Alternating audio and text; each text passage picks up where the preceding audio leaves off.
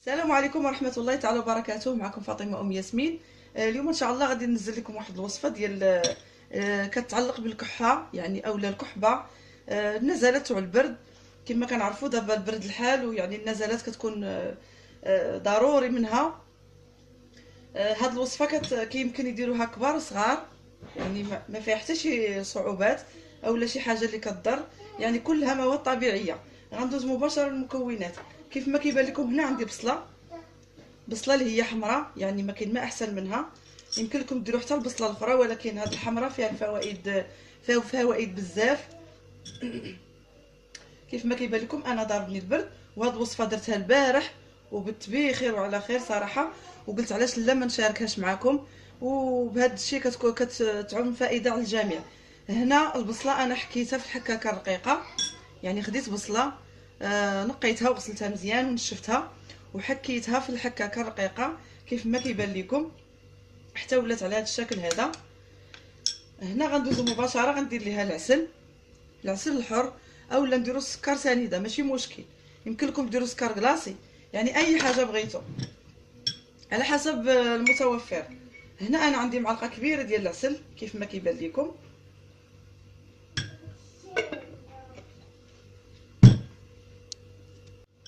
كيف ما كيبان لكم انا هنا درت معلقه العسل.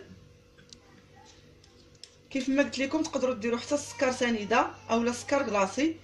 المهم من هاد العسل اولا السكر غادي نخليوه لمده ديال نص ساعه، هاد البصله مع العسل. كيف ما قلت لكم تقدروا ديروا حتى السكر سنيده وتخليوه لمده ديال نص ساعه، يعني تغطيه وتخليوه لمده ديال نص ساعه ولا 20 دقيقه على حساب. غتلقاو هذيك البصله طلقات الماء ديالها وتفاعلات مع السكر اولا مع العسل، وغادي يطلق المياه اللي فيها كامله. اللي قدر على هاد البصله هكا محكوكه ياكلها، اللي بغى يشرب غير المياه ديالها. كيف ما كيبان لكم راه دغيا بدات كتطلق الماء، كيف ما كيبان لكم. نتمنى يكون كيبان لكم مزيان. دغيا بدات كتطلق الماء ديالها، قبيله ما كانش فيها الماء. اللي قدر على البصله هكا يبقى يهز بالمعلقه وياكل معلقه اولا جوج على حساب الطاقه ديال كل واحد وعلى حساب الرغبه. كاين الناس اللي ما كيبغوش هكا الدواء، تقدر البصله تجيكم هكا شويه حاره، ولكن مع السكر راه كتولي مزيانه، ما كتبقاش فيها ديك الحروريه بزاف. وكيف ما قلت لكم بالنسبه للوليدات الصغار نقدروا نعطيهم غير الميها، يعني واحد المعلقه هكا. ثقوا بيا راها مجربه وفعاله 100%. وكنتمنى انكم تجربوها، وكنتمنى انها تعجبكم صراحه. واللي جربها ما باقيش غادي يستغنى عليها، ثقوا بيا.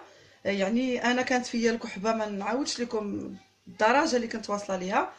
مجرد ما كنسخن في الغطا ديالي يعني كتجعل عليا الكحبه.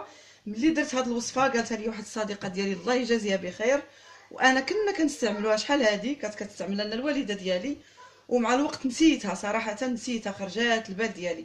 نهار قالتها لي الصديقه ديالي جربتها وبت هانيه بخير وعلى خير. وكيف ما كنعرفوا على البصله راه فيها بحال كنشربوا مثلا اوتوبيوتيك، يعني فيها مواد اللي هي فعاله بزاف وكتليق لاي حاجه ماشي غير الكحبه بوحدها.